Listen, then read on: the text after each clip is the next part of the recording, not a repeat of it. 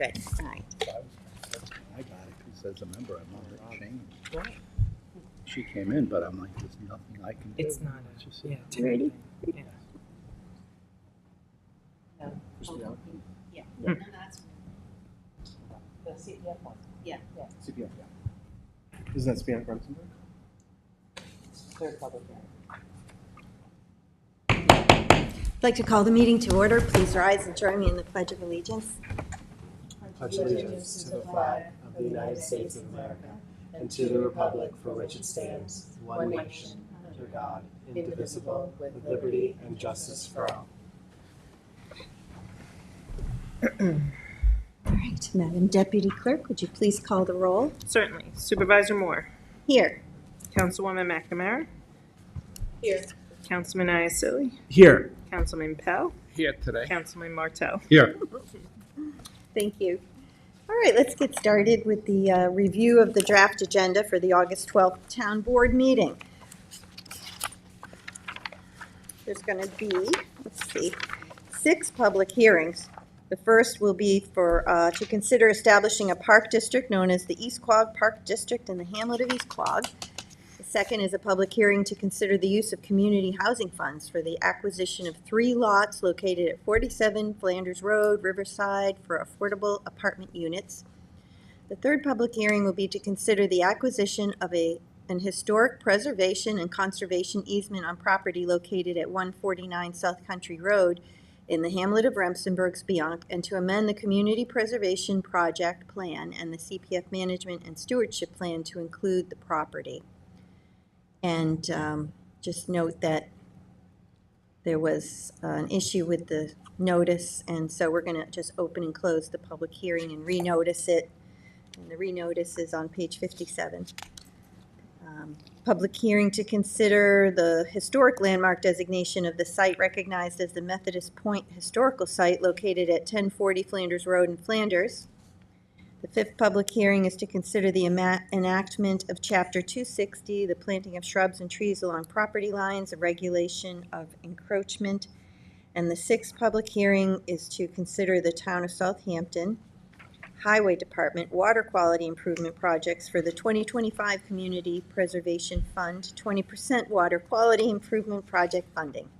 All right, so let's go ahead with the resolutions.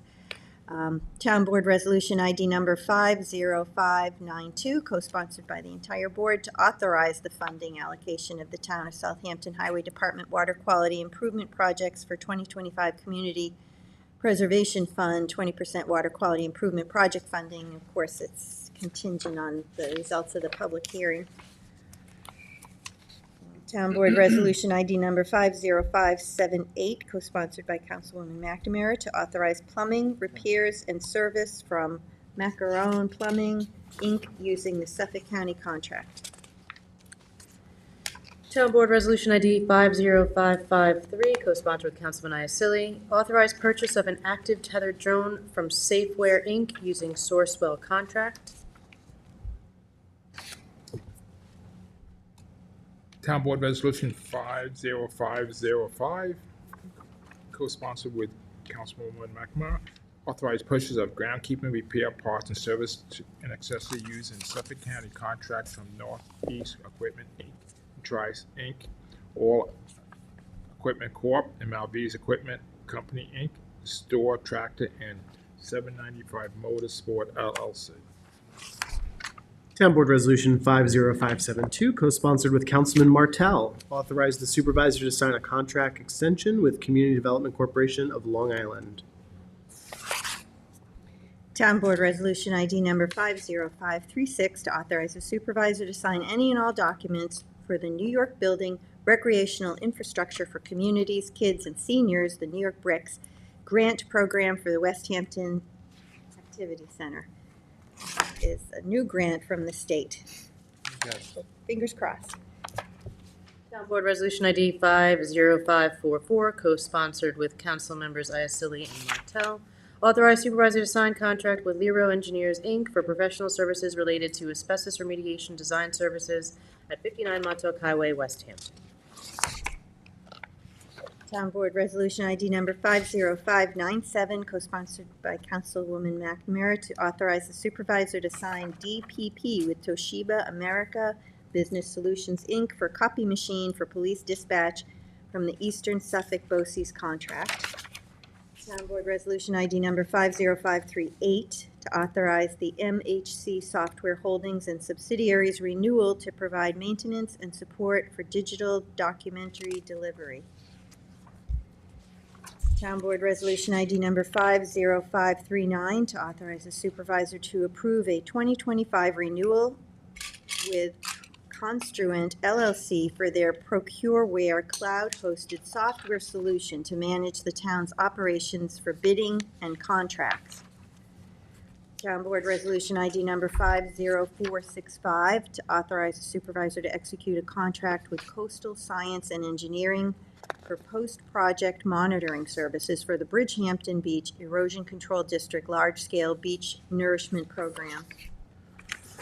Town Board Resolution ID number 50466, to authorize the supervisor to execute a contract with Coastal Science and Engineering for post-project monitoring services for the Sagaponack Beach Erosion Control District large-scale beach nourishment project. Town Board Resolution ID number 50535, to authorize the supervisor to execute a no-cost contract extension with AVA Design, Inc. for the architectural design, engineer services, as well as construction management of the ambulance facility at 1256 North Sea Road in Southampton.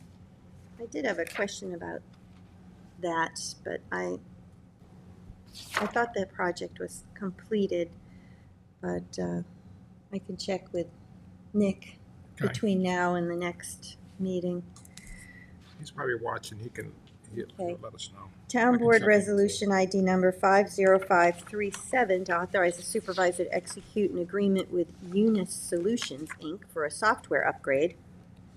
And Town Board Resolution ID number 50540, co-sponsored by Councilwoman McNamara, to authorize the supervisor to sign a consultant agreement with Susan Western to assist the Southampton Town Police Department with the development of Southampton Town Police Department directives and implementation into the Lexipol software system. That's the accreditation software. Town Board Resolution ID 50548, co-sponsored with the entire board, authorize the supervisor to sign an agreement with Hampton's Production House LLC for the preparation of a video highlighting the accomplishments of the Community Preservation Program. Town Board Resolution ID 50577, co-sponsored with Councilwoman McNamara, authorize the supervisor to sign the 2025 Friends of the Big Duck Incorporated Community Program Grant. Town Board Resolution ID number 50556, to award and authorize the supervisor to sign a contract with Best Restoration Services, Inc. for a town hall masonry restoration. Town Board Resolution ID number 50552, co-sponsored by the entire board, to award and authorize the supervisor to sign a contract for Fortunato Sons Contracting, Inc. for the Southampton Animal Shelter kennel replacement. Town Board Resolution 50473, award authorized supervisor to execute a contract with Expert Service for Mill Creek Boat Ramp.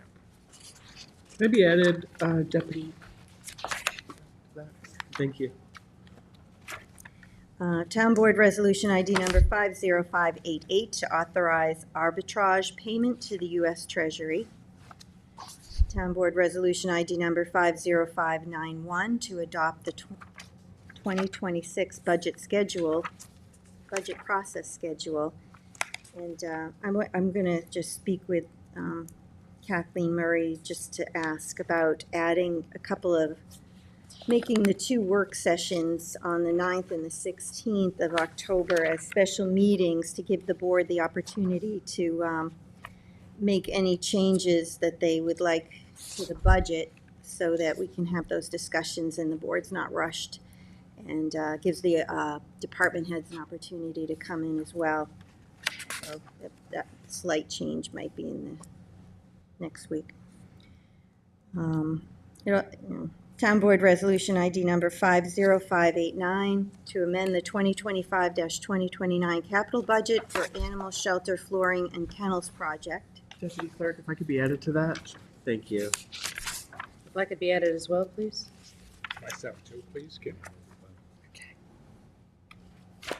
Just wanted to ask Nick about the HVAC for the central garage too. That's another question I had, just to make sure that that's already done and not being pulled. Okay, and then, let's see, Town Board Resolution ID number 50590 to amend the 2025-2029 capital budget for CPF project Harbor House Sewer System. Town Board Resolution 50457, co-sponsored with councilpersons Martell and McNamara, authorize the use of CHF funds for the development of 12 affordable housing units at the Preserve at South Country, Queog. Also, Town Board Resolution 50563, co-sponsored with Councilman Martell. Recall and amend Town Board Resolution 2025-205 to increase the funding for Youth Bureau consultant agreements.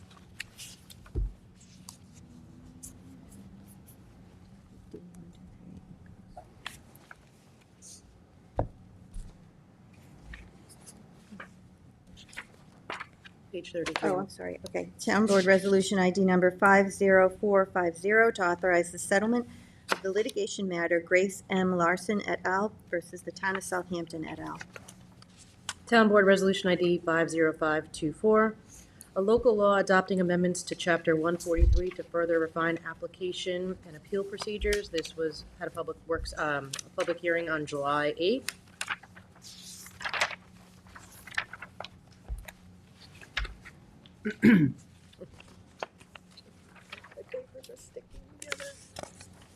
Town Board Resolution ID 50513, co-sponsored with Councilman Iacilli.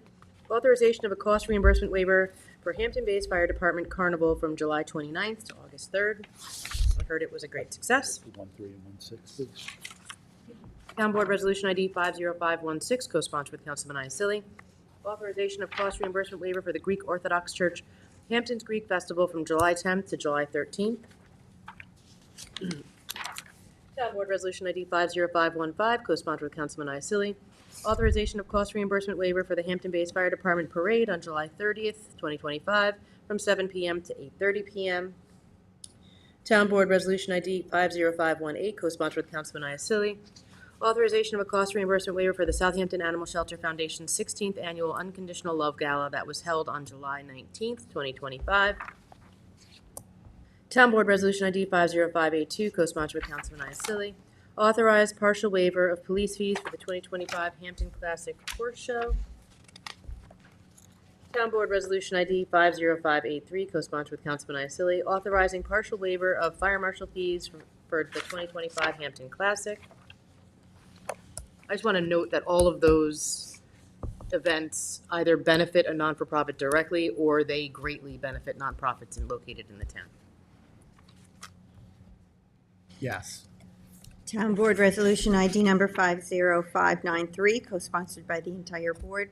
The historic landmark designation of the site recognized as the Methodist Point Historical Site located at 1040 Flanders Road in Flanders. Town Board Resolution ID 50580, co-sponsored with Councilman Iacilli. Tent fee adjustment for the 2025 Hampton Classic. Town Board Resolution ID 50546. Waive a portion of the showmobile fees for the West Hampton Chamber Fall Festival on Main. Town Board Resolution ID number 50542 to appoint Michael McCormick to Driver, Messenger, and Senior Services. Town Board Resolution ID number 50517 to appoint Police Officer Tyjon Hawkins in the Academy. Town Board Resolution ID number 50550 to appoint Regina Hallahan to Senior Account Clerk in Parks and Recreation. Town Board Resolution ID number 50526 to terminate an employee in the Comptroller's Office. Town Board Resolution ID number 50474, termination of an employee in the Highway Department. Town Board Resolution 50528, co-sponsored with council members Martell and McNamara.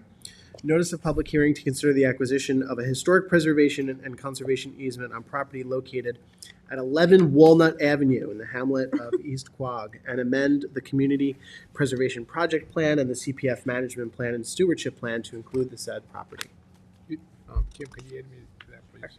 Town Board Resolution 50599. This is to renotice a public hearing to consider the acquisition of a historic preservation and conservation easement on property located at 149 South Country Road in the hamlet of Remsenburg, Spionk, and amend this, and amend the CPF Preservation Project Plan and Management and Stewardship Plan to include said property. Town Board Resolution ID number 50531, co-sponsored by the entire board, which is a notice of public hearing to consider the acquisition of 10 Ferry Road in the village of North Haven, and to amend the CPF project plan and the CPF management and stewardship plan to include the property. Town Board Resolution ID 50530, notice of public hearing to consider the acquisition of 199 Dune Road in the village of Quogue and amend the CPF management and stewardship plan to include the property. Town Board Resolution ID number 50541, co-sponsored by council members McNamara and Martell. A notice of public hearing to consider the acquisition of lands located on the west side of Northview Hills Court, Suffolk County tax map numbers as indicated in the hamlet of Noyak, New York, and to amend the CPF management and stewardship plan to include the property. Deputy Clerk, if I could be added to that? Thank you so much. And there's two add-ons. These are Town Board Resolution ID number 50601, a notice of public hearing to consider amending the Town Code, Chapter 64, to eliminate term limits for the Zoning Board and the Planning Board members.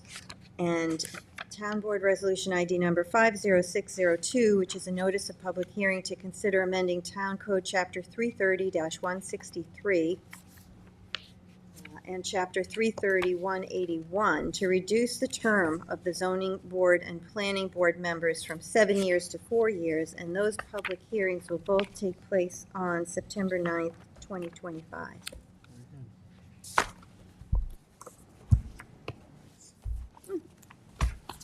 Wow, we're early, imagine that. I know, because we talk so fast. I know, we do, it's like rapid fire. Yeah, outside. We can Yeah. bring them in. We have them in. Who do we have? Yeah, that's not change. We're all wearing blue today. We're all wearing blue today, the 5 of us. Yes, Hey, Nick, how you doing again? I'm not gonna bother in you your for a while. photos. Hey, on the resolution. So the next topic is a review of a proposed code change, 111 Majors Path in North Sea. So why don't you come on up? We got, well, Janice Shear, I don't see her here yet, but Zach Epley, the applicant, Dave Gilmartin, attorney for the applicant. And you have someone else here with you? Oh, hello. His better half. And Janice Shear and Teresa. I'll put one later on. Oh, here it is. Come on up, pull up chairs. 3-5. Yeah, we did. And also the HVAC in the center. We really need to invest in an easel one of these days. Teresa's gonna sit there so you can like go on the aerial or anything. I was just saying we need to invest in an easel one of these days. I think somebody took We should have a smart board. Yeah. Put it in the budget, put it in the budget, someone needs to ask for it.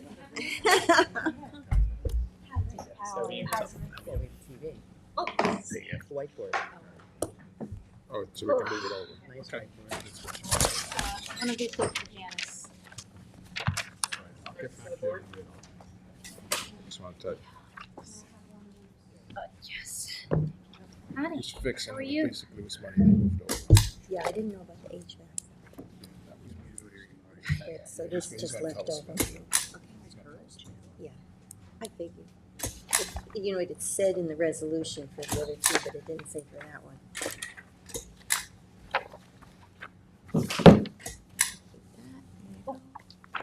Extra, Michael. Must be That should do it, right? You got enough? Yeah, Everybody me good? too. Christine? Christine has one too, right? Oh, sorry. Thank you. Oh, I had. Thank you. That's just old report. It said that oh, this is a new report? Oh, so we already have, they gave us. It didn't change. No, I didn't didn't. I remember this. All right, we're ready.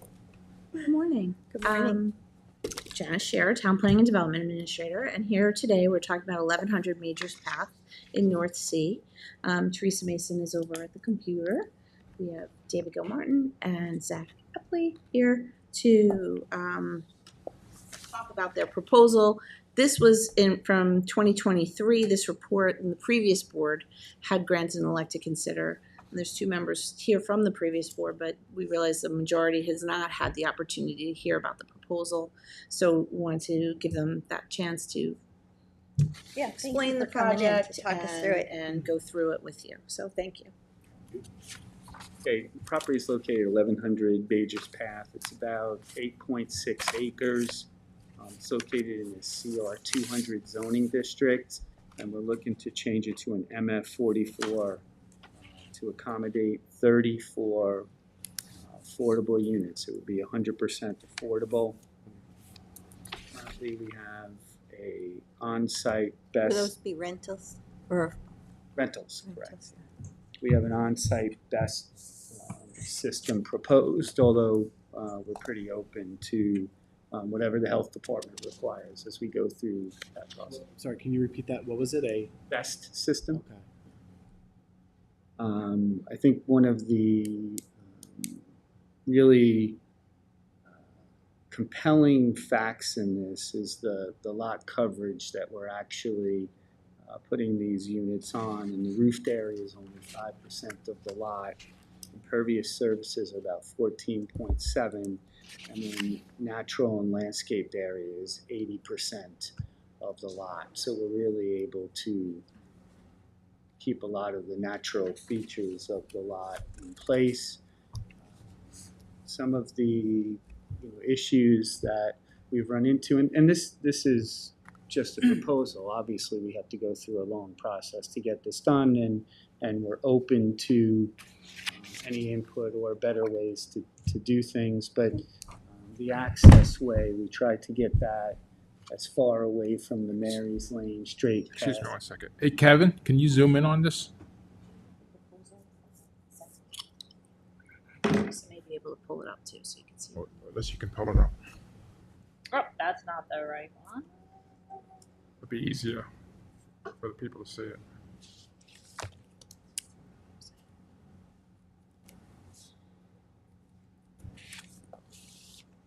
She'll pull it up while you're talking.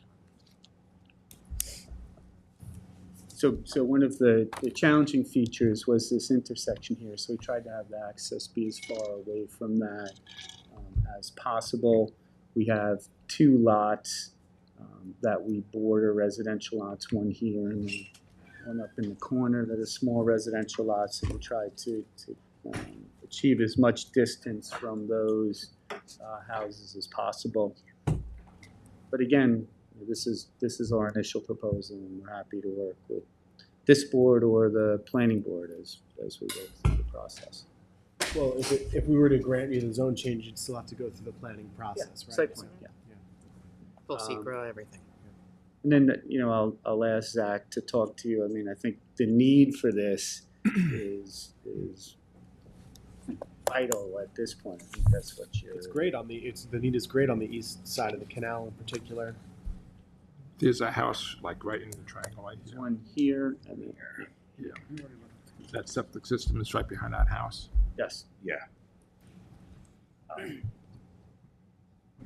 It meets the setback requirements. Yeah, We had an it does. engineer. Yeah, we meet the setback requirements. But again, Or is it a quiet system?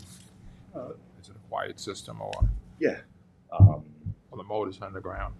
Yeah, it'll be all there, and we actually we put it into the health department already, so they're reviewing the system. So So You know, just for clarification, the town board already elected to consider this project, and you've already moved ahead, and you've gone to the health department for, yeah, we made the Yeah. full application and They- we're yeah, in the they- secret process. the full application has come into the town. We've gotten everything. We've gotten letters back. We've put everything submitted in. during that, we started to go to the health department because we know sometimes that could take a while. And if they have recommendations to the site plan, we wouldn't want to have anything. We would want to bring that back to the town. Yeah, I just wanted to let the board know that we've already elected to consider, we're now on the point of doing the zone change. Well, considering the zone The change, we next elected step to would be consider to the zone commence change. secra. And you would see a resolution about commencing secra and be like, what is this? So here is your chance to hear all about the project before we commence. We don't do the zone secra. change first typically, or is it? Secra precedes, is You part wanna of the know zone what it's change. gonna do before you Commence the change the zone. environmental review. You need to make your secret decision as part of the zone. Because I recall having conversations about this. Oh, yeah, sure, no, it's been. So you're gonna, the next step Can is you zoom in on to, that? it's a type 1 action under Okay. secra. You Yeah. have to commence secra, Okay. coordinate lead agency, assume lead agency. Who would be lead Can you put it on the whole agency, this screen? board or the planning board? You, because you're the legislative board, although Gotta you change would stuff. coordinate, when you coordinate secra, you coordinate with all different entities that have decision-making power. So you'll Thank coordinate you. with the health department, you coordinate with the planning board, but they don't take lead agency because you're the one that has to decide on the legislative side whether or not this is appropriate. Yeah, I So was just you- pointing out that we did the elect to consider, which then triggers them putting more money So you into. have- Yeah, we've received the formal application now, so, and I believe it's I see this? complete. The There were some formal issues. application for a zone change? Yes, correct. So it was incomplete for a while because there was some slopes here and we wanted some analysis about that. Understood. So in the in the previous engagement process with the town, was there any outreach? And maybe the previous board members can tell me with the North Sea. We went to the North Sea CAC, I was at the CAC meeting with them. and they reacted favorably. Great. And now, is there also CHF participation in this to make the units? We haven't reached a point in that yet. I mean, one of the, and I should let Zach talk to you about how this concept That'd be came great. about, because it's important that you hear from him about that, and then you'll understand what our view of it is. What's your vision, Zach? Yeah, I mean, my vision is, I would say, for local people around here and living. I want to include everybody in the housing and stuff, but I feel that as if it could be privately funded affordable housing, it gives us a little more flexibility with that stuff. Oh, I don't know if that's true. It doesn't have to go to a lottery I don't know that that's true. Is Is that true, Jim? if it's privately Or do you need funded. time to look into that? I thought that no matter what, it has to be. Has to be what? If it's As far as- affordable housing, can you have, can you have a preference? Yeah, it's an interesting question. It's not a Doesn't- preference, I think it's it- not a lottery. Doesn't Yeah, it's mean we not like wouldn't do it, it's just, I don't want. I think you still have to mislead comply anyone with to fair think housing regardless. You'd have to Preference comply meaning with like Fair only Housing someone Act. from a certain zip Comply code with that, can of course. avail Yeah. themselves to that- the. Right, and it sounds like that's what he's suggesting. But I think maybe with Zach, That's exactly what we're suggesting, is Yeah. that this is gonna be for local people. Right. And it's, And can that be legally done? yes, it's my view that we live in a community that has enough Diverse. diverse community Yeah. that there won't be any fair housing. right. We kind of do it in a way where, with that one program what we have where you have to work 30% in the town. Oh, Yeah, yeah, in you have to town. work in the town. So that's basically the same thing. Dave is making an important point there. If you listen to what Dave was saying there, it's true, because other towns, some of the other towns on Long Island and throughout the country have run into an issue when they try to consider a preference, because it depends on the Census diversity. population of that town, right? The diversity of that town. But as Dave's pointing out, we enjoy a fair amount of diversity in this town, and I think it's enough that would sustain any kind of real challenge to a preference. Do we have depending the on the data preference. on that? I mean, is Yeah. that Oh, yeah, something sure, we know, we- or we just anecdotally think it's You know, true? we certainly would want to drill down a little bit more, but like, say I know, for example, the fair housing, it was a town of Oyster Bay, was, faced with a fair housing challenge, and their town was substantially less diverse than this town, so that was the issue. And then, of course, the details about how what the preferences are, how they are, what they're written, how they apply, those things are all going to be important. So as a private landowner doing the rentals himself, basically, the fair housing claim would be against him, not the town of Southampton. Sure, right, if they're gonna be thinking about that, sure, right. And also, I mean, I think there is I'm flexibility. just saying, I'm just taking the town out of the equation on that one No. because it wouldn't be against us. But if we're making a decision in reliance on that representation, that's all I'm saying. And not that, I don't know if that even persuades us, I just want to, for the record. Yeah, I mean, ultimately, like, you know, I've grown up in Southampton, lived here my whole life. I see all the affordable housing issues that we have out here, especially east of the canal. You know, it's only getting worse. Luckily, we were blessed enough where we got a house. You know, we have some family property and we're able to build. And, you know, I see friends now that are turning 40 and they're still trying to figure stuff out. And I don't know what will happen with the next generation. So, you know, we, as you guys know, we can't get nurses. Can't get teachers to stay more than 2 or 3 years. We have zero I'm the varsity baseball coach, and majority of our coaches are from not in the school because they're all living up the island and sitting in traffic. And on that notion, just not to mention the traffic task force final report talks about the housing crisis and how it's related to all the traffic that's coming out here. It's up island workforce. And I know it's great, but there's limited pieces east of the canal, Right. you know, and as we look at these projects and we look at things, and I think we're doing great things in Flanders and other places, but it doesn't help with the traffic. It doesn't help with the commute. I completely agree with what you you're know, saying. and that's kind of where this vision came from. We bought this property to build our own house on it. We were going to build a little Epley compound with all our kids and fence them in, but different things happened, and you know, trying to move 4 little kids and everything was a little chaotic. So we sat on it, and a lot of people had asked about affordable housing and building units. So I said, all right, we'll put something in and we'll throw it into the town. And we've been working on this for probably 2 years now. It was 2 years ago. Jay was still here as supervisor, and met with the CAC out in North Sea, and then put all the full applications in and spent some money on this. Spending all my own money on it. Can you talk a little bit about the way in which you're going to make this affordable? And when you say 100% affordable, what are we looking at? I'm looking at rentals at the higher level, whatever the county. I know it changes every year on what those rentals. Most of these are 2-bedroom, some are 1-bedroom. You know, Do you know the mix yet? There are 34 units between 1 and 2 bedrooms. It's and 26 2-bedrooms, 8 1-bedroom units. And we would agree to a covenant that we meet Chapter 216 requirements to keep it affordable, and put a covenant in that it be affordable. Follow those AMIs. Yeah. Sure. We would expect that as part of the process. And as trying to basically make this for, you know, teachers and nurses, you would have the higher level of the AMIs. Yes. Yeah. I mean, when you look at the higher levels, they're 25, 26. A lot of times they get left out of the equation because they don't qualify. Yeah, $2,500, $2,600 a month in rent, you know, the income levels, right? So I think when you look at who will come in here, it's going to end up being nurses, it's going to be teachers, it's going to be people working in the community. I Hopefully. mean, we have doctors living in basement apartments. Yeah, it's because Absolutely. I've talked to people at the hospital even about this project and stuff, and they're like, we can't get anybody to work. Like, we have doctors sharing bedrooms, you know, in security.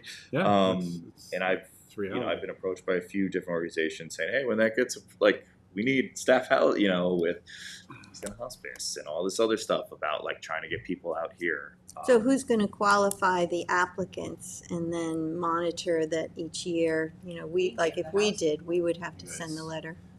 In order to qualify for a rental permit, you have to show tenant income qualifications. So it goes to the CHF. It goes through. No, it goes through Kara. We use, Kara's office. CHF uses CDLI, they use community development. But there's a process in place. Yeah, she works with Ryan to do the affidavits. To ensure that the tenants are qualified. Yeah. But there's also Long Island Housing Partnership. CDC Long Island or other housing, agencies LIHP. do that. Yeah. Do that. And yeah, my goal is to hopefully get some people in. I mean, look at our schools. I mean, we were 1,700 people as our enrollment 9 years ago. We're below 1,200 in Southampton District. Tuckahoe was 400 people about 8 years ago, and they're at about 200 people now. So, you know, we're hitting a crisis with people out here, and We're building homes. They're just not for the right people. yeah, we're building a lot of homes, and we have a lot of traffic, and but you know, they're all moving, and you know, we're hopefully get some people in here, give them a chance to start a place to rent. Have you been in contact with the homeowner that's in that little triangle piece? I know one of them personally, and I've talked to him about it. I don't know the other. Okay. triangle.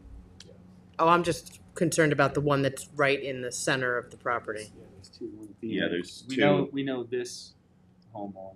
We don't know that one. Okay. That just sold in the last few years. I actually knew who had owned it prior as a rental, but it's not anymore. So there's a large piece of property abutting yours that has also expressed interest or buyers of that property for also the same purposes. Have you had any conversations about I had some discussions with them. They don't have an offer on it. They don't have a price agreed on for the property.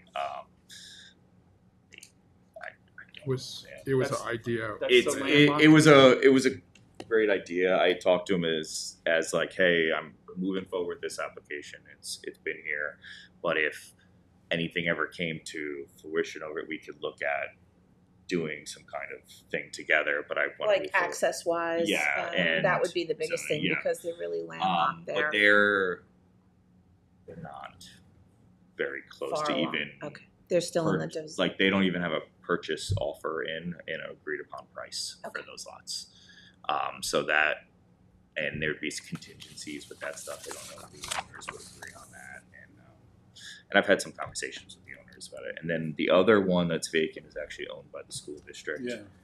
And that was designated for We field gave- use, well, school field use, or That was part of the North Sea Yeah, mixed yeah. use PDD for the school district. So if they don't want it, any But the dispose of school it, had put it up for sale, but it can only be used for athletic fields, right? Yeah, so they shouldn't really be necessarily selling it. It should probably come back to the town. Somebody should probably talk to them about that. But anyway, that was a condition of a zone change. You may have just done that. Well, yeah, he's on the school board. So, President so we school should board. probably discuss that with them and you. yeah. That's I know we That was all a I condition know- of that. I know North Sea. originally there was plans to put fields up there, and because we were running out of fields, but with our shrinking population at the school, we haven't had those issues with field usages. We have less teams, less sports. It's not what it was. What's the R20 adjoining property? What's the density there? What is that, like half acre? R20, yeah, Acre, that's half acre? a builder's acre is 40, so R20 is half that. A true acre is 43. You have outdoor space for the tenants here? There's grass. We don't have any Designated. built-in designated picnic tables or gazebo areas. That's something we would be open to if you guys have it, on that. And the one thing we had talked about too is I know through the woods is some of the hiking trails and stuff. So we had talked about maybe even parking access because some of those hikers park right on That'd be good. Major's path, and you see those 2 or 3 cars that kind of hang out in the road. So we could even do something with a trail access. I don't know exactly which ones.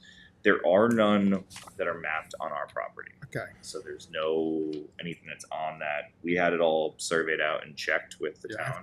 Yeah. But there might be some in the adjoining properties that they might. I think there's one in the back that goes. Yeah. Yeah, I mean, as part of the process, it goes through the Yeah. Trails Advisory Board anyway. Yeah, so we had looked at that originally. I know 3 years ago or 4 years how many years ago when I bought the property, because they looked like there was a trail and there wasn't anything that was mapped and it was moved in the survey. Do you have any drawings of what the units may look like? Wow. We also have floor plans. 2-story. 2-story. Outdoor access to the second floor. First floor access. It's attractive. We can get that digitally. I don't think we have the elevations on our website. Let me check, hold on. Yeah, maybe the picture. Maybe it'd be. No. Let me see if I have it in the electronic file. Oh, this is the second floor. So yeah, they're over each other, over top. The ADA units on the first Yeah. floor? Okay. Yeah. So this is just kind of proposed 2-bedroom. with outdoor access with the covering, and then the second floor would have an outdoor entrance with a step up, same type with a outdoor. So each unit has their own private entry, no Yep. common hallway. No common hallway. I know that's to code here, Yeah, so you we can have do a up to 8 requirement. units in a building, Yeah. and they have to have their own separate Great. entrance outside. So Good. everything was designed up to. That's the elevation.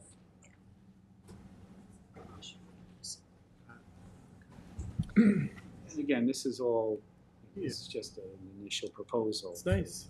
Are you providing, you might have said this, I'm sorry if you did, park area, because, Yeah, we would be open to it. We were trying to leave as much natural tree area as possible and limit the open space. And it's walkable to SYS So and it's the all North Sea walkable. field. So we do have some grass area, and we would be Or North Sea open Park. to, It's some outdoor space. outdoor space, Yeah. and it is walkable right through the woods to SYS with playgrounds, and that's kind of why we liked the property to build our house originally. We're like, our kids will just run through the woods and come back covered with ticks, Mhm. spray them down, and then send them out the next day.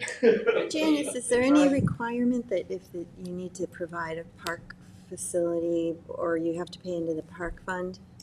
So in a zone change, you can require that. That's usually a subdivision requirement for a park amenity. The hiking trails or trail access would potentially count. So we can count that. So we'll take a look at that in the secret review. Would the benefit of this whole project just be the affordability? Absolutely. I mean, It's just you're that- not, I mean, are you held to the same requirements as somebody like building for profit, full-on subdivision?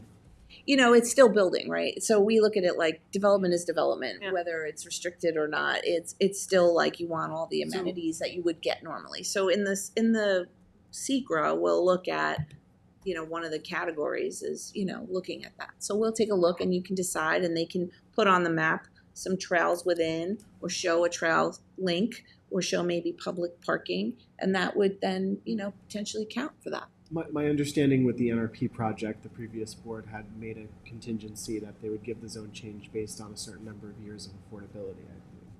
Is that correct? Is this based? Is this, No? That came up is later this on. affordable in perpetuity, or what's the Chapter link? 216 requires affordability in perpetuity. So, yes. So it would be affordable in perpetuity. It would be 100%.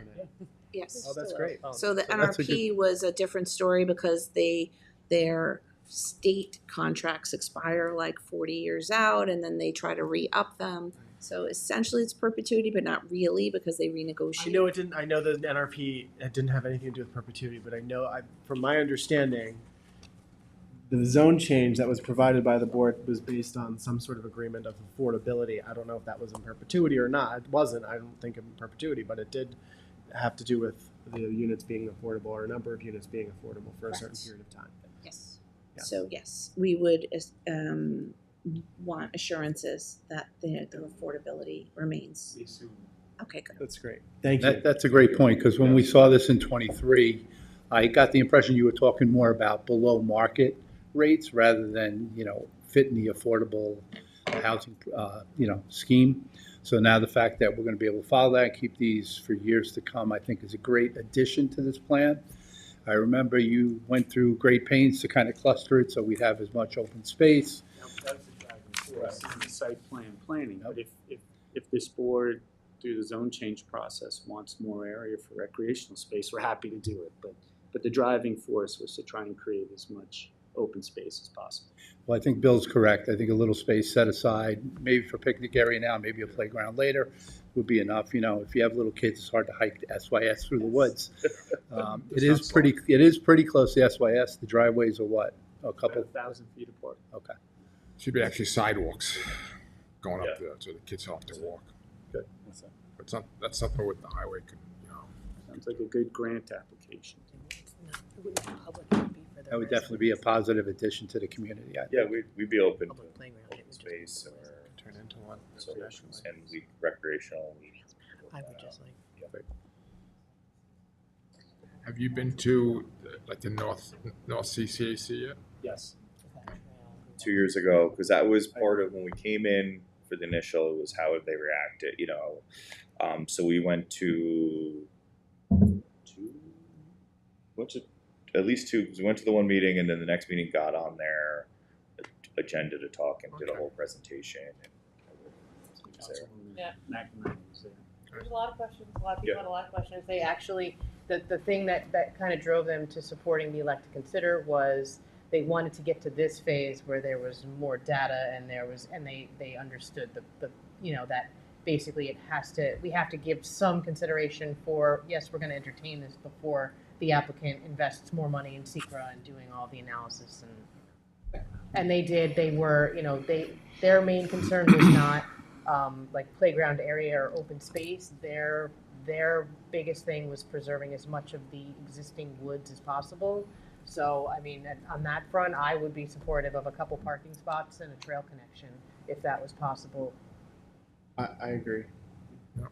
And you're not looking for tax credits, right? You're not looking for any kind of tax credit funding. Yeah. So that also gives you the flexibility, additional flexibility as far as the level of the AMI, typically, right? Because generally, when you're competing for the tax credits, it generally ends up being geared towards the lower end of the AMI. So if you don't have that limitation, you certainly have more flexibility. When you're talking about flexibility, it gives you more flexibility to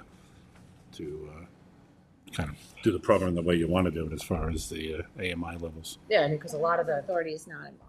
This is solely without This is- them.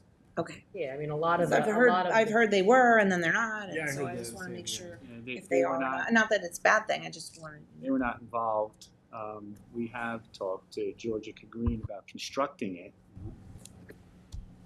and definitely know what they're doing. Yeah, we need someone to construct it. You don't but want to that's reinvent the wheel. that's really the only discussions. that Yeah, have I been mean, right now it's me and my wife, we own it. Yeah, and that's Put our I think, money in I and think that's invest a, into that's a it, good so. point to make, is a lot of the affordable units we are creating are using public funding and therefore not available to like professionals because, A certain amount The can income be, limits are lower. but right, to qualify for the tax credits, they're generally geared towards the lower AMI. So if that's not in play here, then you certainly have some more flexibility as to how So you this wanna is work. also aquifer protection overlay district, so there are requirements for, keeping the clearing to a minimum and, irrigation and fertilizer dependent vegetation is also regulated in that. Given that fact, I do want to emphasize what the councilwoman was saying, about connection to trail as opposed to recreational. I just think that, one might have larger disturbance implications than the other. So just Well, you're definitely gonna have something to that I'd like to disturb just the area for the emphasize. development and the course. STP. So I don't know if you have those course. calculations, but we would wanna look at that. Like how much clearing you need for those two things. Yeah, we have that. So in the SECRA, so we're gonna commence SECRA, so those are the things we're gonna wanna see. But you get what I'm saying, though, in terms of if you already have a certain amount of disturbance that's already going to happen, and if it's already restricted. We understand the Yeah. disturbance. And just for your information, you can see I did put up the trails map. I'll take the off section. Oh, wonderful. So the green and white the black and white is the Palmanock Trail, Palmanock Path, and these are smaller offshoots trails. So it's possible to make connections here. Yep. Ideally, especially I if mean, you can get there's- agreement with this guy or this guy. Or You'd have to have an people. agreement School with that guy. With school districts. But in your plan, could you put sidewalks in the front of your place? We could, if that's something that Yeah, that way we'll it's do. I easy. know right now it just kind of has the catch Yeah. basins to catch the runoff. That way you could eventually, You can certainly require it. It would There kind of, is- right now, it'd kind of be a sidewalk to nowhere, though. Yeah, because there is one more lot before you get to, if you're talking about to the SYS, so you'd have to get It's a large the lot. neighbor. Yeah, then when they come in, then they have to do Technically, a sidewalk yeah. too. Technically what? Yeah. Oh, yes, there's that little one too. On the, There's this one, and then We're this putting a performance bond to do it. Oh, yeah. Yeah, so performance eventually- bond. When that other lot gets developed, yeah, we could do a thing which would be nice, be safe. Be safer. Because that is, you have that bend there.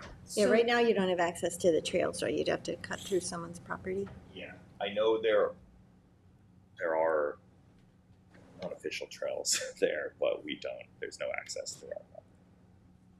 You want a safe spot for kids to go back and forth. So the next step is coordinate secret. We have a resolution, it's not in the packet, we could put it on if you want, or you can wait till the next meeting, it's up to you. I'm happy to sponsor. It's, yes? Yeah. Okay, so it's just, the resolution will just be to commence and coordinate secret. Okay. We can sponsor it. I'm sorry. We can sponsor it. You, Bill, and Michael, close. Rick, did you want to be on that too? Yes, please. Maria? Everyone, oh, everyone. You sound so happy. That's a good sign. That's a really good sign. This is just to commence this, just to commence the seeker review. This is just to make you spend more money. It's commence secret and coordinate lead agency. Those are That's that's the activity that's taking place in the resolution, and then we will send out coordination letters. I just need the elevations and the floor plans digitally. Yeah. So I can send that out. Glenn has. Yeah, I have it somewhere. Yeah, I have my computer somewhere. Yeah. Just please send them to Teresa. Yeah, print them. So yeah, I'll Thank you. So that way, because we have to send those out with the coordination. Thank you for your time. Awesome. Thank you. Thank you. Thank you. Yeah, Thank you. thanks. It's Thank you. good to see it in person. Thanks for the check too. Oh yes. You guys are thank you guys for the Oh, roof. But Good, the check came in. the roof at SYS looks wonderful. They came in Terrific. last week. Guys so Thank you much. for cooperating, And that was thank you nice. for working on some basketball court stuff too. Yeah, that was not So a hassle. thank you, Dan. Very appreciative. Thank you. Bye. Thanks, everybody. Thanks, Dave.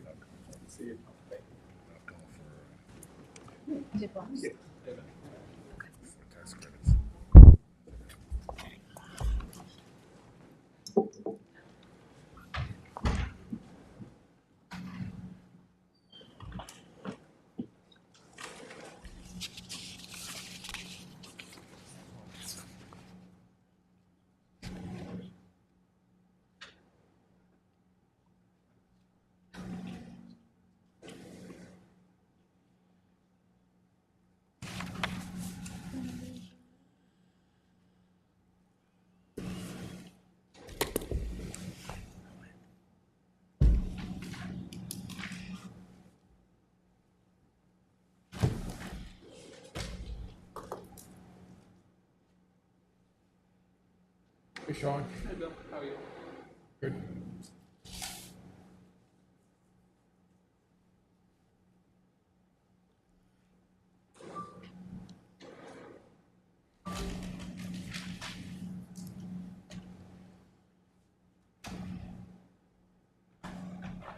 Cold in here. It's nice. going on? Who's in charge of It was like 80 degrees.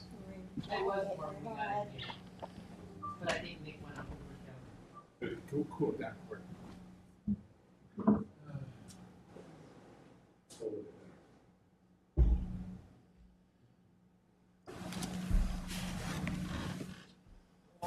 From Kara.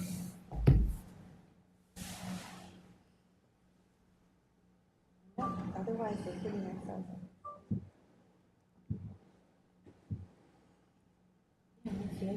Yeah. Right. People just say things, right? Like it's We'll true. get through the process, yeah.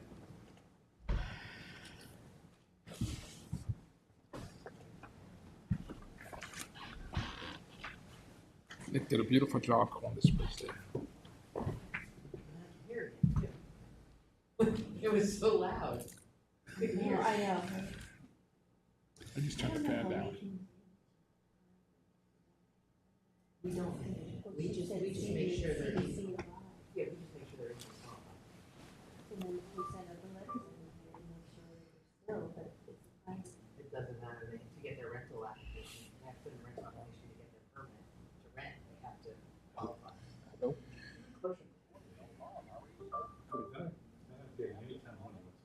Can I call you back later?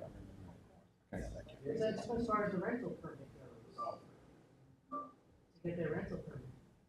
They have covenants on property. That's our role. We have to enforce covenants. They're gonna have an affordability covenant on property.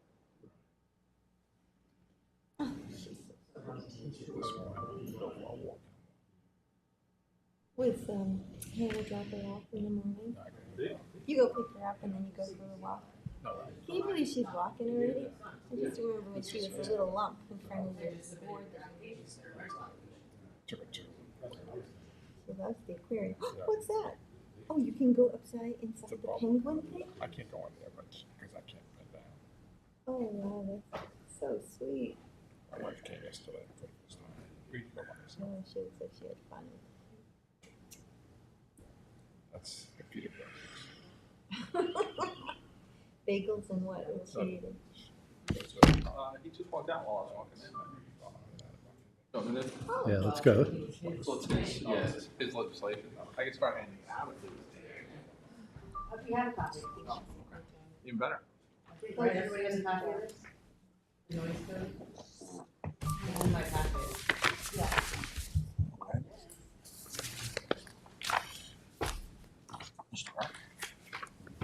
So as soon as Michael comes, we'll start our next topic, is proposed revisions to chapter 235 on noise include. Of course. Assistant Town Attorney Sean Cambridge. This Your after mic that. is off. Oh. We're waiting for Michael.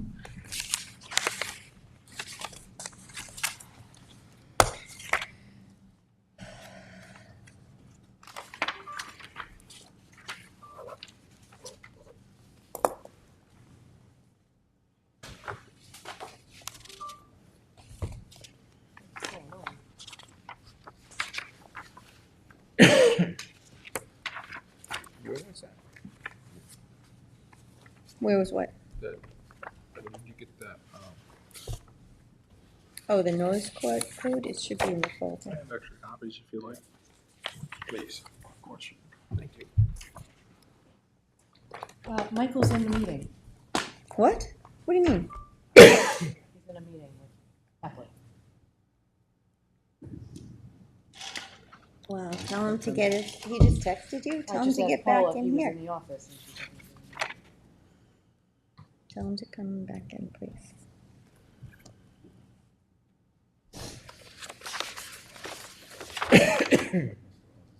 This is his. Yeah. Well, it's his and it turned into kind of three different conversations, but I'll go through all the details.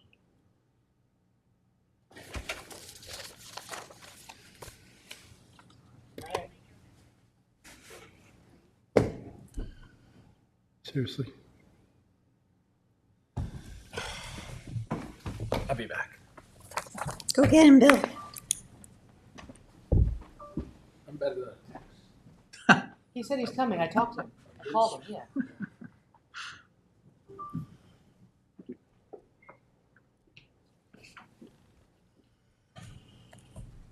We were ahead of schedule. I'll be brief. I can too. No, no, and no. So you might like one of them. I like the outdoor speaker one. Well, that's one of them. That's what I like.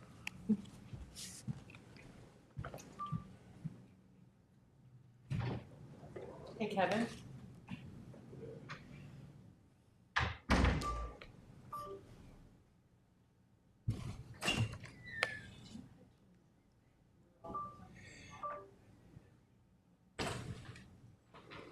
I don't know if they have the computer on or just turn the TVs off.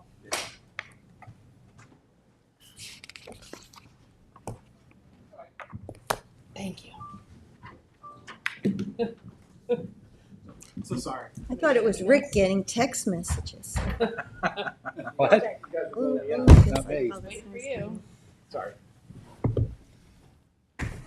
All What a great right, project. so let's get started with our next topic, the proposed revisions to the noise code, chapter 235, and Sean Cambridge, our assistant town attorney, is here to talk us through. I know this was in response to some comments we received at a town board meeting recently. Yes. Good morning, everybody. So This did start, I have extra copies too. This did start as some comments at a town board meeting, but it pretty quickly turned into 3 different conversations. And I'll briefly go over them, and then we can get through the nitty-gritty of each. The first was a weekend noise emanating from work restriction. The second was an hour regulation, basically taking an hour off of each side of the day that would be quiet. And the third is we have an outdoor speaker prohibition.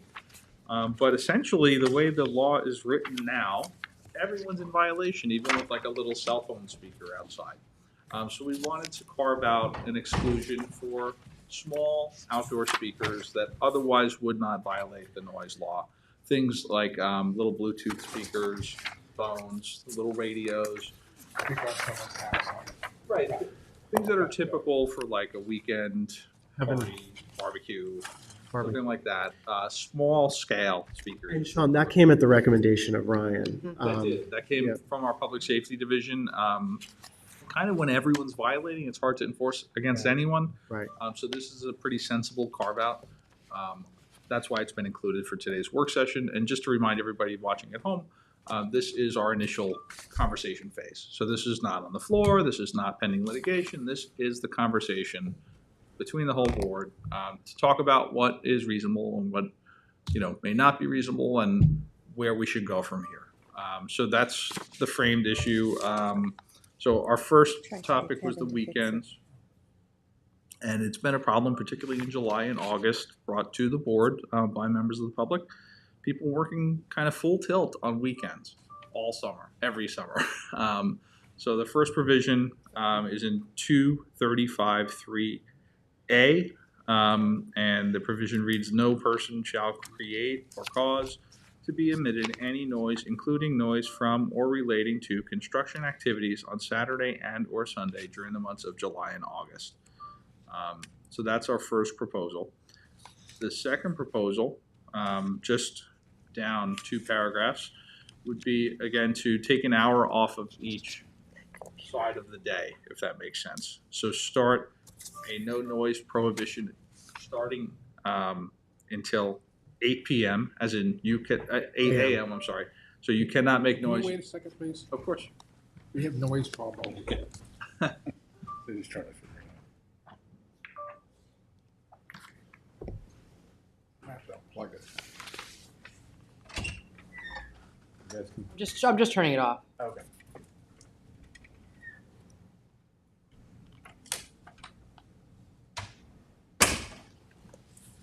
So we currently have a 7 to 7 noise restriction, meaning you can only make noise from 7 a.m. to 7 p.m.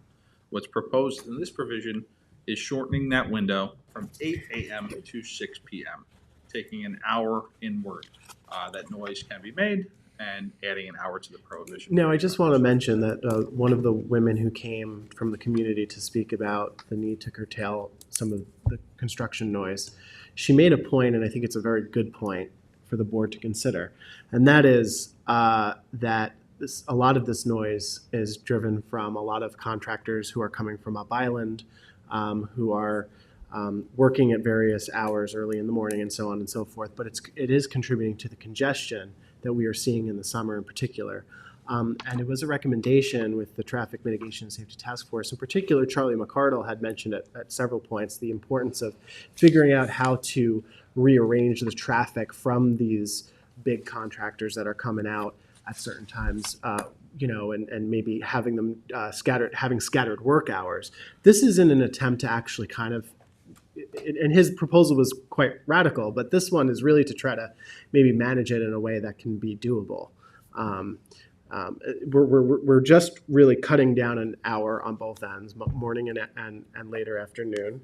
And in the summertime, for 2 months, we're just prohibiting weekend hours from work. Correct? So- And that doesn't, and just one last point, and that's not including, Sean, people can work on their house, for instance, if they have some electrical, plumbing, other types of interior renovations.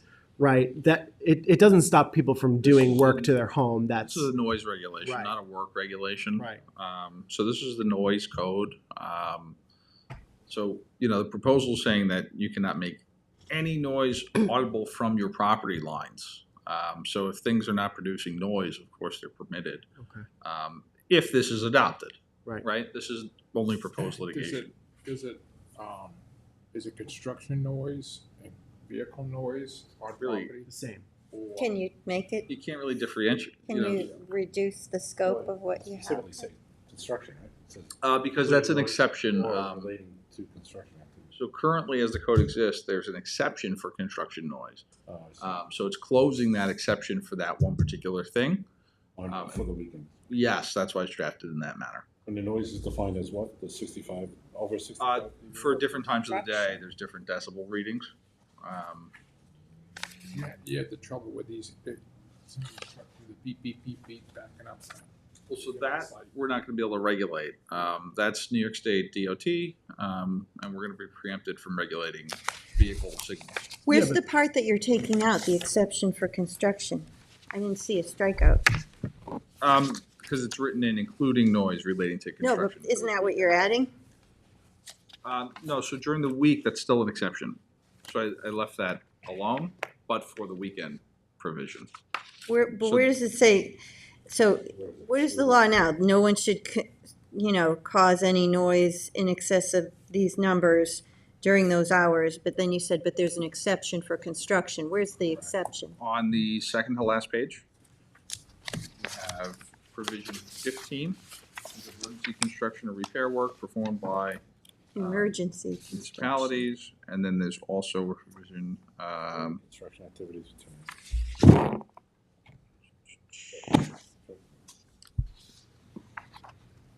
provision 3. Yeah. Construction activities on Saturday and Sunday. All right, so no one can make any noise to exceed those levels, except we said, but you can do construction activities from 8 to 6 on the weekends, provided, Right, so this, Not during the summer. but This for is written this seasonal way for the restriction summer, right. periods. So can I, What are the seasonal restriction periods? Oh, that's an July and add, August. July and August. so you added that underline part. That's it, right, so we added this provision here Mhm. and added basically an enabling sentence to allow for a seasonal restriction in the exception period, if that makes sense. Mhm. And are there other municipalities that have these kinds of seasonal restrictions? Some not to this villages, extent. have weekend prohibitions. Can I- Typically not towns, but you are a seasonal community, so Can I speak? of course, yeah. So I see this as a full-on attack of the working class people on more than one front. On the first front, as far as Michael's point to traffic, you are taking what is now currently an 80-hour work week for construction during the summer, and you are slamming them down to a mandated 50-hour work week. That's Monday through Friday from 8 a.m. to 6 p.m. That is the only time they will be permitted to work. So that is the time that they will all work. I put this out to a few members of the Trades Advisory Committee. They have workers right now that drive out here at 5:30 a.m. in the morning to beat the traffic, and they can start at 7. If they can't start till 8, they will all be coming out later. Nobody is mandating for traffic purposes that, teachers start at a later time or lawyers start earlier. Nobody is mandating that we not hear helicopters on Saturdays and Sundays, which I would love. And so on the traffic front, you are going to make the traffic a bajillion times worse because everyone is going to have to squeeze all of their work into that 50-hour work week all summer long. That's a given. On the second side of this, as a working class person in this town, if I want to put a deck on my house or I want to do my roof, my husband's kind of handy and can do those things, but he needs help. And the only time that other workers in this town can help the local people that need help building something on their house or doing something, or even doing it at a cheaper rate because you can't hire a big-time contractor on this Monday through Friday window, which is going to be even more expensive and more delayed because they're already booked out. Now that book out's going to go worse, but we can't get friends to help us build a deck on our house on the weekends. I mean, this is so excessive to me. Well, we're just having a work session. So we're not, this is not. I this hope is it goes, why I we're hope talking this about does it. not change, and I am supportive of the outdoor speaker portion of this, but as far as restricting working hours, Well, we're not I- restricting working hours. We are just restricting the noise that is permitted So at if your- certain hours. if your job creates noise, you can no longer do your job. So right now, I'm just gonna give you an example, Michael, and I'm trying to stay calm on this because this is personal for me. You should stay calm because this is I just know. an initial I know. discussion. We want to be collaborative. So see I if wanna, there's I wanna some just ways take to you through resolve. my husband's day, okay? He leaves the house at 5 a.m. He goes out to job sites in Bridgehampton. He does weeding, backpack spraying, anything he can do that does not make noise until 7 a.m. But at 7 a.m., he has to start his day because if he has any hope of beating the traffic home, he's got to get Well, done. I would consider Mr. Mack great at his job, number one, and I would also consider Mr. Mack a local guy, and he's employing a lot of local workers. He's employing but- himself. We don't employ but- anybody. Okay, so he employs himself, but what I want to say, and I appreciate your points, but I want to say that also we have workforce that's coming out here that's not part of the town of Southampton that is causing a lot of traffic on our main roads and our residential streets. And this is a way to sort of chip away at non-local workforce, in particular, big developers who have big contracts out here to build mansions and so on and so forth.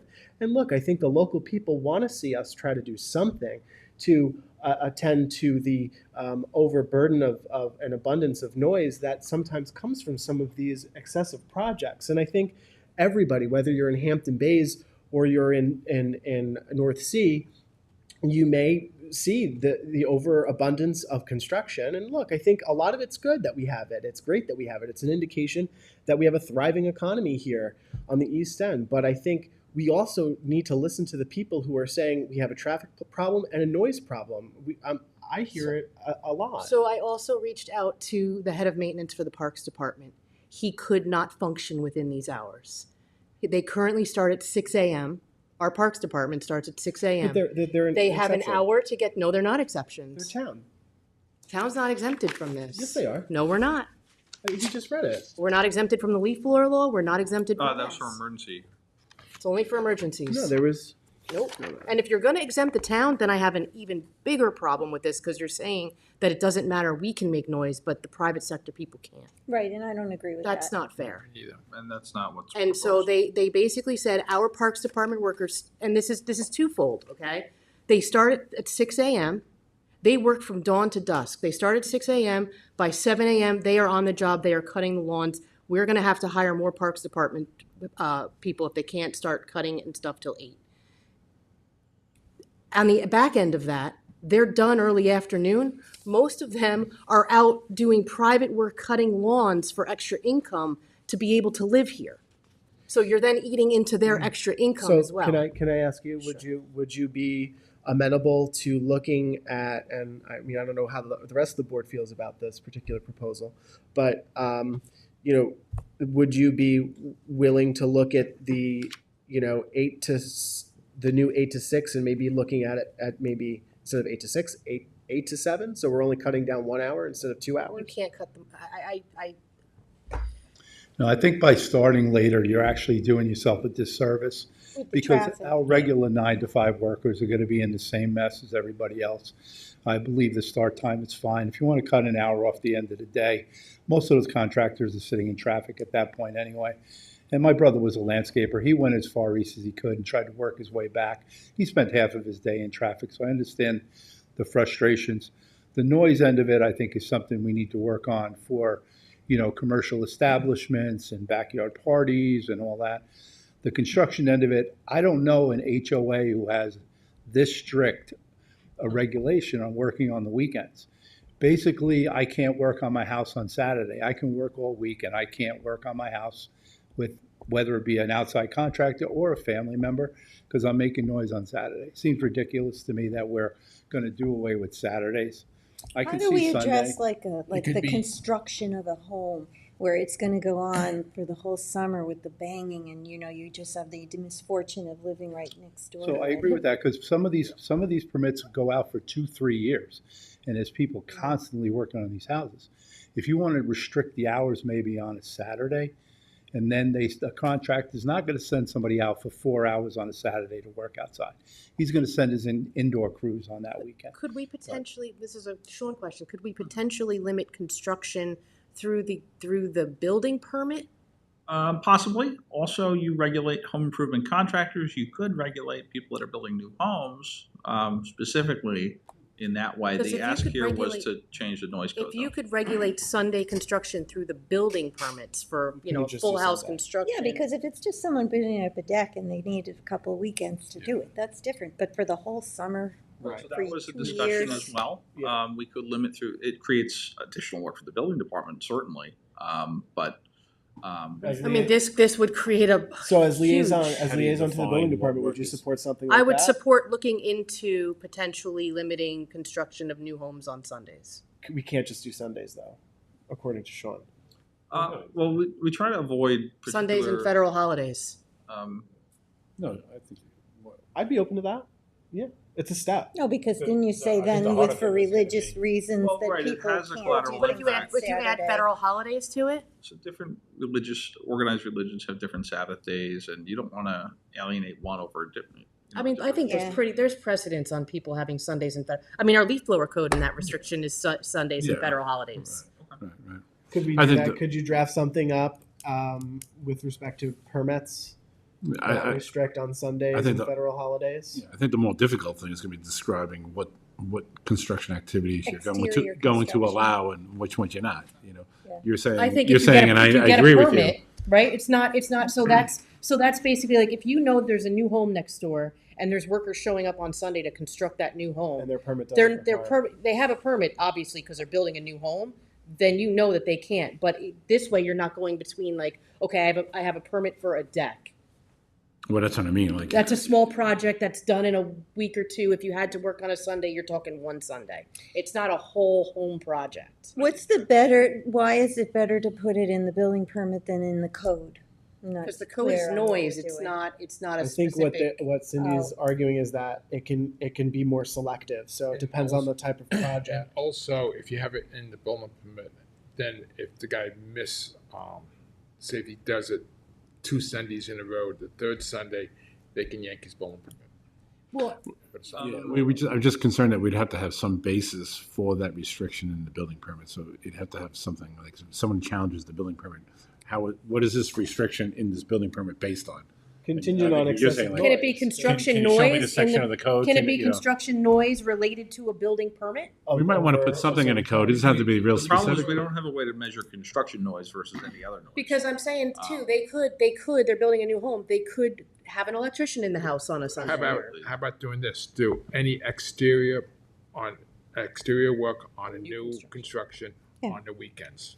Yeah, well, Interior, because this is I what I see what you're spoke to Sean about before, that once you go inside, the noise goes away. Yeah, you don't Yeah. need- you no, don't yeah, need- no. It's not yeah, fair to like right. do the HV and the electricians and all the I other agree. guys. When it's long term, We could try to put some general language in the code under the building permit section that Right, says that's that what I the building suggested. department will have the Yeah, the authority building to permit section. limit construction activities for certain construction activities for certain days of the because week. I something live like here that. year round, So and then- I wouldn't want to live next door to it on Sundays for 3 Right, of years course. either. Yeah, right. So doing July and August doesn't. Right. It helps a certain population, but not. Yeah, right. I agree. I don't know. This Carve out a summertime, more, does that you know, make sense? Like focusing the relief. So there on- is a section on Could we on do Saturday- construction could you and agree building to Saturday permits and where it could Sunday go and instead of federal the holidays? noise section. And some- Potentially, yes. Because of since we're Having this conversation. Yeah. I'm more than willing to go back to the Trades Advisory Committee, get their input on it. Okay. I think looking at this, I think Sundays and federal holidays would be a good place to start. okay. That being said, though, you're gonna have the same concern with not everyone has a contractor building their home. Some people are Doing it doing it themselves. themselves on weekends. But They on still need a Sundays permit. and holidays, they could do inside work. Yeah, and they still need a permit though. It doesn't They matter if they have. absolutely still need a permit, but Yeah. if you're restricting the exterior work, there may not be a time that they can do that if they're working on their own home with permits. And we should eliminate, not make it apply to landscaping. That's not But if you're noisy. fixing your deck or you're re-roofing your house, you don't need a permit. If you're doing maintenance activities, you don't need a permit. You can still maintain your home on Sundays. This is if you're going for a permit for a new house, new construction. You don't want to replace somebody with decking, you can, that's. Yeah. Demolition and new construction. We can work on the language. We can So work the on- demolition You can't demo your house on a Sunday. February. Can you work out a I don't know draft? if you want to be that This specific. is so, Quite but so frankly, I think you- I'll go back and I'll ask if that's a doable. I mean, to me, that's way more fair to everybody, to the local people, to everybody. And then Sean and Jim can look into the legality of how to go about doing it. I mean, I'm fine with that. I'd like to respond to the constituents who would like to see us respond to these issues. I think that does get at it. I'd like to see Saturday and Sunday, but I mean, I'd like you to ask the trades advisory if they'd be open to that. But I mean, because, especially in the summertime, especially, if we can even focus just the summertime where we have Saturdays and Sundays, where we do have the most traffic. You're just talking about July and August. July and not August, yeah. June. You could also September. impose the same kind of restriction with the hours and just make tighter hours on weekends if you're inclined to do something like that. For instance, like a 9 to 5 restriction on Saturday and Sunday versus a 8 or 7 to Yeah, 6. I don't think that would address what the people were saying, they're trying Not to those enjoy people. their Yes. school. and Like I said, I don't want to hear helicopters. Yeah. The FAA, you gotta call the FAA. We'll just You're restrict on them from the South. noise at just- the Bresky committee, Yeah. aren't you? The Can't we just FAA, restrict them FAA. from Southampton airspace? It's important Yeah, to know you gotta call Chuck. part of the issue is you want to discuss every issue when you're opening a code section. Chuck knows So how that's to- why we're having the 3 different conversations at once. Yeah.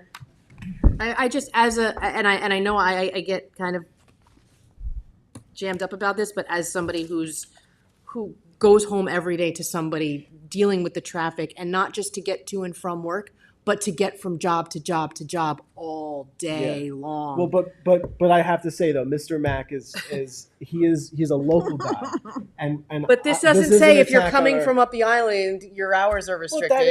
that is the intent though. That is the intent because a lot of where this problem comes from isn't from our local people. It's from other. And I've honestly talked to companies. Ryan about really cracking down and cracking down on contractors that aren't licensed out here, that are coming from the Yeah, island, that don't I have agree. a town license. I agree with that. So- But I'm happy to work with a new Direction. Yeah, and we can work with the building department. But I would like to amend this for that outdoor speaker. Yeah, because that's making enforcement difficult, Yeah, right? I'm happy to do that as well. So everyone seems to support the outdoor speaker. Correct. Yeah. I'd And like to then- be lead sponsor on the amendment though. Okay, of course. And then how about I the mean, other? just small outdoor speakers, is that? When you say small outdoor what does that speaker, mean? like what does it mean? So Actually, there is a they'd have to Ryan otherwise knows. fit into Okay, the noise the decibels. Ryan policy. has a thing for it. Because I have a small outdoor speaker that could probably Very powerful. yeah. Maybe so, but the decibel reading is what counts, and Okay. it's not just Ryan has a meter, it's all code enforcement staff has a meter, the police department's being trained with meters, so this is a great enforcement method because it's metered sound from the property lines. So it's It allows people to universal. enjoy their has- backyards and their Right. families. Yeah, their and then friends. not everyone's violating, de facto for having a speaker out. It's, Right. you have to meet the standard that otherwise Right. exists. So it sounds like everybody supports that. How about live music over speakers?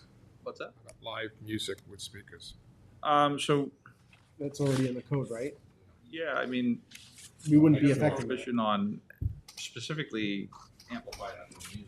So live music is, it's gonna be a decibel reading on it, but that's already captured, I think, Because people ask about that. of course. How does the That should board be generally limited feel by- about the by time time. restriction, the overall time restriction, the 8 to 6 that's proposed here? I heard Rick say that it made more sense to do 7 to 6. Where's I don't everybody agree at? I don't agree with changing the start time. I think 7 is fine. Yeah, it might, because it might have an unintended consequence with Yeah, the traffic, because now you're putting them in when a lot of 9 to 5 if you're trying On to a get to separate work. track, let's try to work with the building department to see if we can Yeah. get a weekend restriction in with the permitting process. I'd be open to that for sure. Would you like the 6 PM restriction or don't do that? No, just let's go a different track with the timing. Yeah, good. Okay. So All right, so I have a number 3 direction. is good, 2 not so much, and 1 we'll look One at will the building rework. department. Yeah, That's why we do work This is sessions. very collaborative. Yes. Good. Thank you. Everybody, I'm very pleased with this work session, doing this. I'd rather see this done like this than on Facebook. Oh. No, because really, people put stuff on Facebook and get people all wound up. And it should be discussed here between ourselves before it goes to we can do this. That's why we have work sessions. Yeah, that's good. When we don't have a work session, All right, so we'll be back with building. Thank you, code. Sean. Thank you for your work on this. And Thanks, Sean. also thank you, Ryan, too, And then I'll prepare that, the third for another provision. work session when we, oh, well, the outdoor amendment we can put on, Okay. if you don't mind. And did you want to be sole sponsor? Does anybody else want to sponsor? I'd like to be the lead sponsor if anybody I'll else wants to sponsor, too. co-sponsor. Me it's too. fine. So Sean, just one quick question on the sound. So the decibel level is what we go by, but we don't have any time restrictions?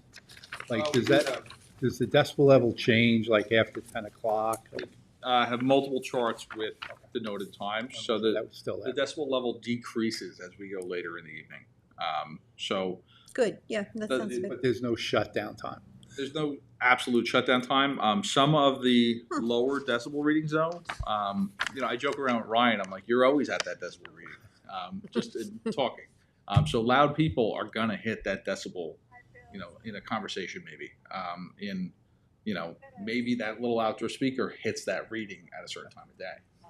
So it's important to denote that it's not an all-out like we're getting rid of a noise restriction. We're carving out one little thing that everyone is doing. But we seem to get the complaints that parties start at 2 in the afternoon and never stop. At 1 in the morning, there's still music, there's still something going on. That's No way to shut that down in here? I mean, we Well, that's could, people just simply breaking the law. So those people they should be getting tickets. but where is the law on that? We're looking at it. So they're above the decibel reading. So they're getting tickets for exterior amplified sound, Right. readings over the decibel readings.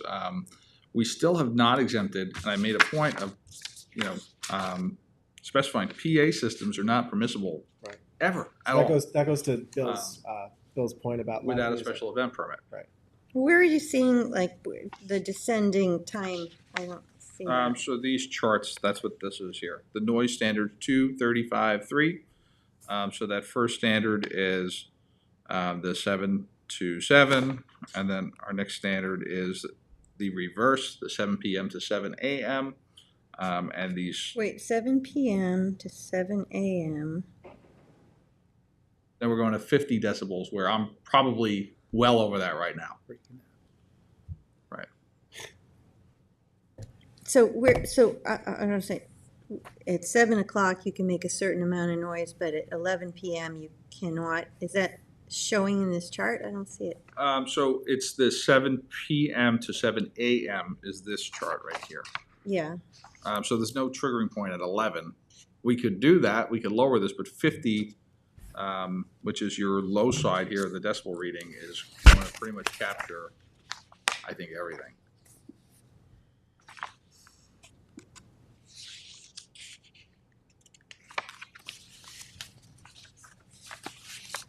That we could, of course, tighten up exceptions if the board's inclined to do that, but most of these are pretty logical and well laid out.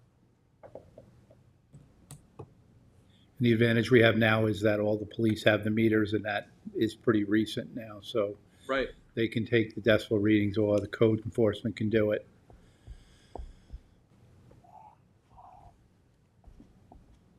Yeah, we've actually kind of adopted this train the trainer model. So our code enforcement staff is training our police department on calibration and use of the meters, and it's been working out well. Because in the past, you'd have to send people to a class, and wherever they're hosting that class this year, and it gets very costly. So now we do in-house training on these. Great. We have many other jurisdictions looking to us about how we did that and how we established that process. Okay, so we have if you could We got a draft game up, plan. if you could draft up though, the separate track for the building department permitting, Mhm. just for myself and Cindy to look at and the rest of the board, I think that would be really beneficial. Great. Thank you. You're welcome. Yeah. Thanks, everybody. Thank you, Sean. Thank you. All right, good. That brings us to the Town Council and Supervisor Liaison update. Why don't we start at this end today? Cindy, do you have an update? I actually missed our last work session because I was at CADCA with Hugs, doing coalition training for prevention work. It was actually an amazing opportunity. I learned a lot. It was amazing to see where you think that you're so far ahead on prevention and you know things that you're doing in your community, and you find out you're actually way far behind. One of those was on the Handle with Care program, which the town of Southampton was, I believe, the first town in the state of New York to pilot. And I think there's currently only one or two other municipalities that are doing it. Whereas in Tennessee, they have over 100 trained agencies. They have over 50 counties. They had 2,557 notifications last year. But not just that, they have partnered their Handle with Care program with the National Drug and Endangered Children Coalition, the Office of Prevention, so that when these Handle with Care notices go out, they're able to give these kids a track to actually getting assistance and making sure that they are, you know, checked in on, and they have youth academy or youth camps for them so that they can get together and, you know, talk about shared experiences. It was just really great, and it was 3 days of presentations and training seminars, and for 3 days I walked around, and every time I was with Kim Laube, there'd be 2 or 3 people that would, oh, I just have to say thank you. Your session was amazing. And now most of the ones that I went to were either somebody just reading their cards, or I was like, wow, I'm like, people really get excited about this stuff. And so the last training session I went to was Kim's. Amazing. I just no prepared notes, connected with everybody, and there was 300 people in her training session. So when I say that we have a resource in this town that we can go to, especially with cannabis, you know, coming into play, and she is a force to be reckoned with. She really cares truly and deeply about what she does, and I can't wait to start the Safe in Southampton Coalition with her. She's very dynamic. She really does is. care. And then the other thing I had was you and Rick and I were at National Night Out this week on, Yeah, that was was it fun. Wednesday night? Was it Wednesday night? Yes. Tuesday night. Tuesday night. Tuesday yeah. night. Tuesday night. I couldn't be And- there, sorry. And then Rick can speak about his, but Rick did the middle school graduation for the Youth Academy, and I did the high school graduation. The high school graduation had 21 kids. There was a young man there who I thought was going to break my hand. He has a very firm handshake. But it was amazing to see what the kids did over a week, and they got a lot out of it, and they were all, you know, really engaged, and their families were all there for the graduation. It was a great thing, and you know, we've partnered now. It's not just Southampton Town; it's Southampton Town, Riverhead Town, Southampton Village, and West Hampton Beach. So between those agencies, they're able to they're capping out on the number of kids they can take into the program. So it really is a great thing. And that National Night Out, I want to say Lieutenant Spencer was such a good sport because he was in the dunk tank. Oh, I don't know really? if you happened Yeah. to see that, but there were some kids with good arms, and he went That's down several hysterical. times. Oh, Quite a In few uniform. of our officers actually went in. I Did wish they? I was Yeah. I there. heard some I know I chants saw for I saw- supervisor, but she didn't take up on it. No, I didn't hear it on that one, but maybe next year. Yeah, Yeah, on the that police was pretty graduation, the middle school, I mentioned it last week, did have 50 kids. Yeah. Very exhausted looking kids. They had a week of training, but it's a great program. And he is going to try to take more kids next year. Wow. It'll be pretty amazing. And it is a big shout out to all of our officers and our detectives that go there and they work with these kids all week. Mhm. So it really is great. I'll just say Kim Laube is also very helpful to the Youth Bureau, Mhm. helping some of the programming there with Tracy. So speaking of Lieutenant Spencer, I didn't know he was in the dunk tank, but he did help us with the chief organize a meeting with a company that collects and analyzes traffic data, which could be very, very helpful to the police department with respect to enforcement. We will hopefully have a work session on that. So that Interested. everybody can get an update on what we discussed. Do they use the data off the cameras? Off the No, so it's actually GPS. And so most of our cars report how fast we're going and how like all the traffic volume and everything. And this company can provide all that information in real time. So like if there's speeding going on a street, they know and they can get there. So it's actually like real time reporting with GPS data, which is encompasses 90% of the cars driving on our roads. So it could be very, very helpful for our traffic safety enforcement efforts. That said, that's for another day, but Legislator Welker and I actually attended yesterday at Tiana Beach. Peconic Estuary Partnership teamed up with the New York Marine Rescue Center to release some turtles, some sea turtles. I held Pepper. And they went back in after being rehabilitated. They went back into the ocean. It was very, very nice. A lot of people showed up. I was actually really impressed with just how many people came out for the turtle release. It was actually I was at the amazing. aquarium yesterday, Oh, were you? and they were talking about that. Yeah, it was part of the PEP's event yesterday. So thank you for going to that, What was Bill. the turtle's name? Mine that I held was Pepper. Okay. Yeah. Also, I just wanted to mention, we heard from Dr. Gobler at the work session about septic improvement, how we can really start putting the pedal to the metal for getting IAs into the ground, educating folks about our various programs, town, county, and state. I've been coordinating with PEP. They're doing a lot of outreach and education, and they're currently talking to our civic groups and our CACs. If you have any particular individuals that you have in mind to have PEP come and join and talk about the programming, let me know. Or I could put you in touch with Rachel Friedman from PEP. She's very helpful. They've scheduled a seminar at the next North Sea CAC meeting to discuss the septic improvement. August, I think. I think Yeah. I thought they. Oh, maybe you're right. Maybe it is September, Bill. I'm Go sorry. in the summertime. If anybody has any questions about that, call the town council office. We'll let you know. And also, the Agawam Conservancy is also doing some septic improvement information. So Lynn Arthur's now heading that and working with her to try to get everybody all on the same page. Very good. Yeah, we should do something in response to that presentation. Maybe put a working group together to see where we want to go with that. Sure. We are getting people the information, so that's happening right now. Yeah. Yep. Very good. Mhm. Let's see, I've been meeting with all the department heads about the budget, their requests, and you'll all be hearing about that soon. And yesterday I had the East End Supervisors and Mayors meeting in Riverhead. We were at Jerry and the Mermaid, and it was a good lineup. We had Carrie Meek Gallagher, she's the new CEO for LIPA. She came in. Colonel Alex Young came in from the Army Corps and gave us a FIMP update. And then Sarah Lansdale came in and spoke about a new program for manufactured homes. And the state is getting a contractor to build like 100 of these manufactured homes. They're 3-bedroom, 2-bathroom, detached garage for $250,000.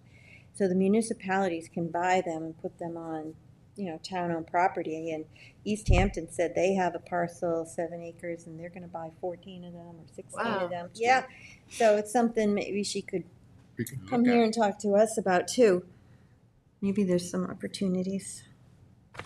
So That's great. I'll look into that and bring it to us. Bill? My phone's getting fixed. I don't know all my notes on it, but the highway finished on Bay Avenue in Hampton Bays. The access to the water and the bulkhead and the ramp. Not the ramp, but the steps down to the water. Provide more access to the water for the people. Another project for Hampton Bays. Nice. Keep Ray happy.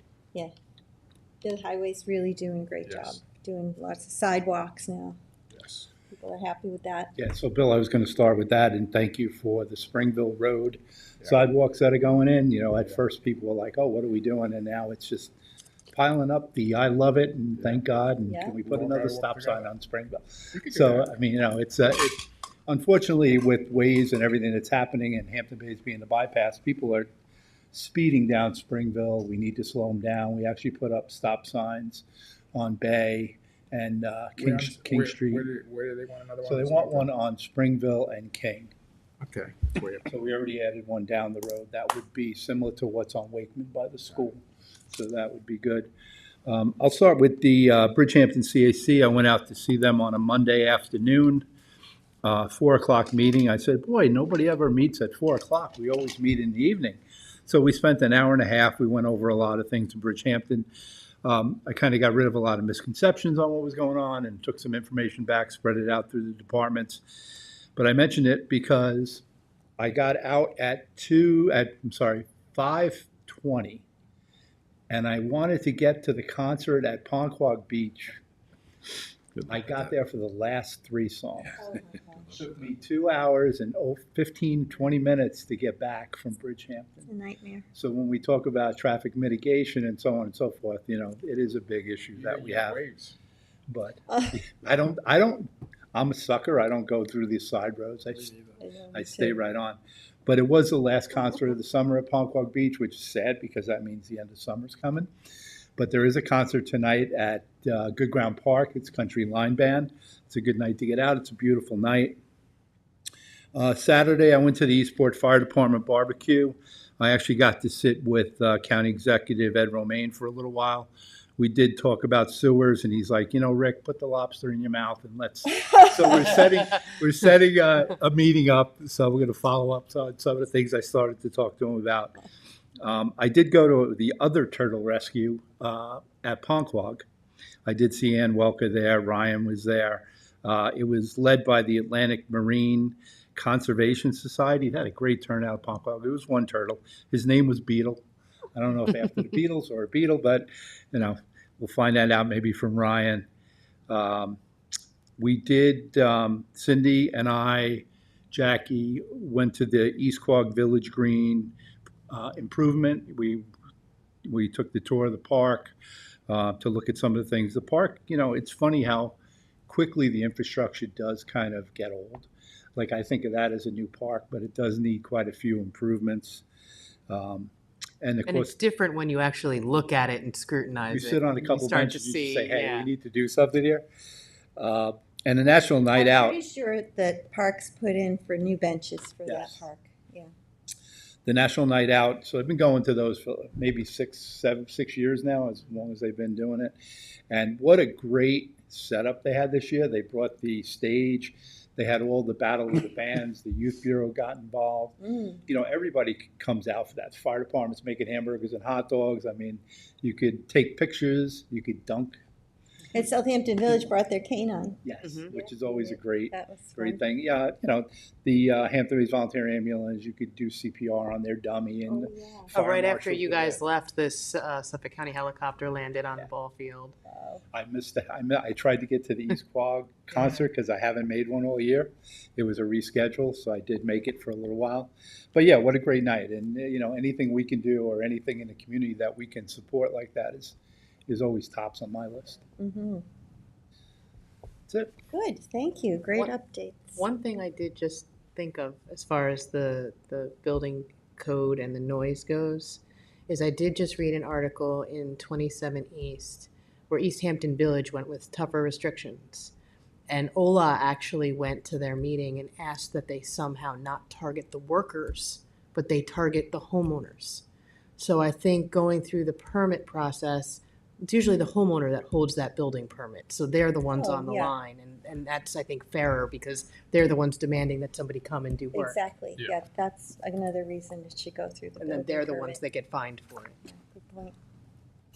I think we need to hear from the industry too. There's Yeah. a lot of issues that we're not even covering here. So. Yeah. They'll bring us more issues. Good to get the conversation started. All right, well, if no one else has any other comments, then I move to go into executive session to discuss acquisitions, personnel, confidential legal advice, and then close the meeting. Second. All in favor? Aye. Aye. Thanks, everyone. So what do we do now? 12.